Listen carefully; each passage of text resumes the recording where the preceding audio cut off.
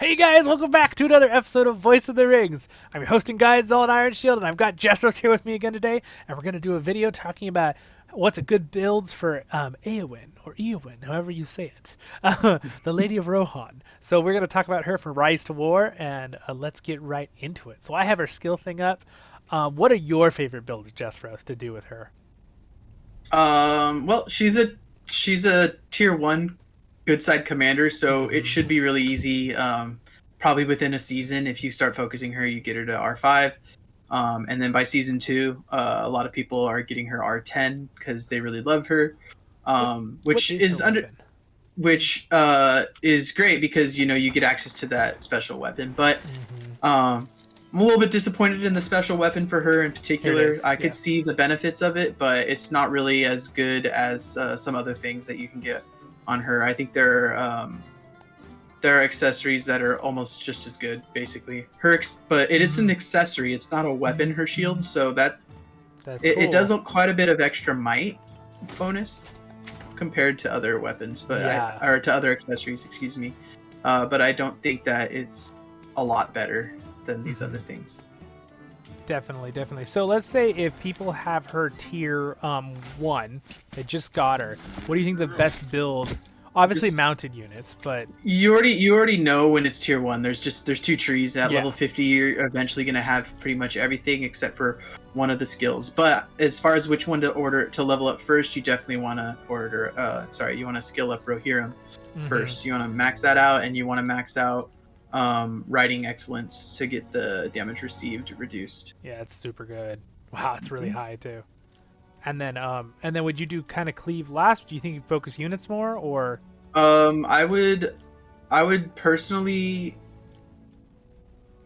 I would be putting points into cleave mm-hmm. um, Just after that, and then I would start doing Shield Maiden, okay. and then I would probably do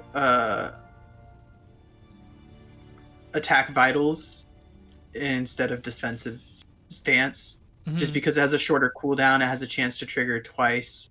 The extra damage reduction, the modification that it gives to a melee unit. I mean, you already have 14% damage reduction from Riding Excellence, and you'll have the possibility of Shield Maiden triggering. Mm-hmm. And so there's already a lot of reduction, so you're just getting a little bit of diminishing returns with that. But it is a decent amount of damage. Yeah, It's yeah. decent. Definitely. So then if you're a respect 3 over those 4 trees, what would be your top 2 out of those 3? Out of the between Honestly, wouldn't change a thing unless I am facing. I'm taking tiles basically. If I'm trying to take tiles with her, then I might do Durnhelm and Giant Slayer. a lot of trolls on tiles. Because getting Yeah. extra damage on her was actually pretty meaningful. I actually I respect her just for fun when I was taking my Eagle camps, and it was kind of cool to see her do a lot of extra damage because of Durnhelm, Giant Slayer, and Cripple was actually really screwing with their extra bonuses they get from speed.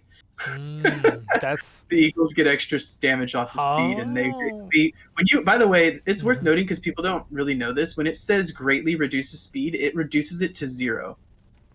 So What? they're going to be going last in the turn order for the next 2 rounds after that. So it's a good point to put. It's a good skill to put just 1 point in, just for the sake of making somebody go last, like pretty much Mm. guaranteed. Well, that's But I pretty mean, cool. it's not the best thing in the world, but it's there. hmm So then, what is your optimal build when you have all the trees and you're at least rank 5 and you can get to White Lady?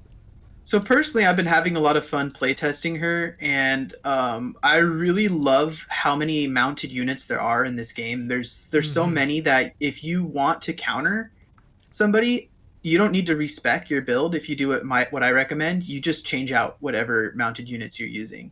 hmm So what I usually would recommend with her is that you max out White Lady of Rohan for the health every round and the stun immunity, hmm and then you max out Frontline Rescue, and you run 3 different melee mounted melee units, no ranged mounted units. Mm. I've heard a lot of Okay. people say, grab the Bow Knights. They do her highest amount of damage, and that's all well and good. But in my opinion, um, she is going to benefit a lot from reducing the damage that her melee units take, and I think that does outweigh the extra damage that the Bow Knights can do. Unless, like I said, you're taking tiles. I'm talking mostly about PvP. There's not a lot of large units in PvP. You might get a couple eagles, you might get a couple trolls when you're facing evil, but most people prefer different things for their front line. If you're fighting Mama Kills, please take Bow Knights. You're gonna Yeah. need them. But yeah, I think what I've been fighting lately, it just hasn't been necessary to bring the Bow Knights, and I've been really happy to use mounted units that counter. But anyways, moving on from that, I don't put points into nobility unless I'm running at least 2 of my mounted units as men. So if it's just like you're just using cataphracts, let's say, you don't want to do that. And if you're running cavaliers, you might want to do that because they're going to hit really hard on the first hit. But it's not really worth the extra points that you could be putting that affects all of your melee units. So let me finish out the build with you guys here. So would be White Lady of Rohan, and then Frontline Rescue, and then you're maxing Rohirrim and Riding Excellence, and then you're pretty much gone. You're pretty much going to be putting the rest of your points into Shield Maiden until you're out of points. And no matter what respect you have, you should be able to do that until you put maybe 1 or 2 or 3 points into Shield Maiden, or maybe if you have a respect, like I have a respect 12, but she's not level even 50 yet. She's like level 42 or 3. And I have 6 points in Shield Maiden right now. So I'm pretty sure, so you could get that pretty high up. You spec it pretty much completely to support units then. You don't put much in cleave or anything like that. No, I don't use her for any extra damage because that also has to do with the equipment that I'm using as well. Like, I'm not trying to like max out stack my might stat, even though might is really good on her. I'm focusing on things that are going to give her damage and give her speed. So give her units damage and give her speed. Yeah. Sweet. Cool. Wow. We did that very efficiently quickly. Is there anything else you want to add? Yeah, we should talk about her equipment. Yes, absolutely. Yeah. So basically the cutlass is the best item in slot. My cutlass that I use has melee might for the extra damage, since you're using 3 melee units in my build. That's going to do quite a bit of extra when you start getting it started up, which is really nice. But the big one here is that the melee units get +3 attack, which is great because you're trying to use all melee to get that frontline rescue heal used on it, and the damage reduction from Shield Maiden on there. For those who don't know, mine's 0 because she hasn't learned the item yet. Yeah. All right, keep going. When it's maxed out 5 stars, then you get 3. Yeah. For the chest piece, I have the Scout's Mail maxed out, and I was using the speed boost one to give her extra speed. It was called Deafness, and then I switched it over, and I have Shroud now. So Shroud is really great. 3 allied units. You should be running 3 different mounted units. You're going to have a 60% chance of avoiding the first instance of damage on each of those. Is that a purple piece? I'm trying to find it. It is a purple chest piece, yes. Okay. And it's like a tunic with a little leather belt wrapped around it. All right. I'll show that to them real quick. Keep going. The next one. Yeah, and the helmet is obviously the Horseman's Helm. There's like little thought going into that. You guys know why it's there. It's really good for mounted units, gives them defense, gives her might and speed, and then I personally chose to use the Resolved special ability because it gets rid of madness potentially. You max it out, it'll be at 100% madness immunity for the first 3 rounds on your allies, which is really good. Obviously, you don't need the stun immunity one because she has stun immunity on her R5 ability. So warding is useless. Yeah. You want Resolve. But just because you have warding doesn't mean you don't want to use that helmet on her, though. Like, you have it. It's still really good stats on the basic item. And then I am using the Hith Lane for the accessory, which is pretty good. I mean, it's got focus, kind of a wasted stat, but the army HP is nice because that's going to help her heals heal just a little bit more, since the healing scales with the army's HP. Yeah. And then it has Mend on it, so it's going to, every 2 rounds, it's going to heal. Yeah, that's what I have here. Okay. Again, this one's powerful because it's upgraded, guys. Mine, but...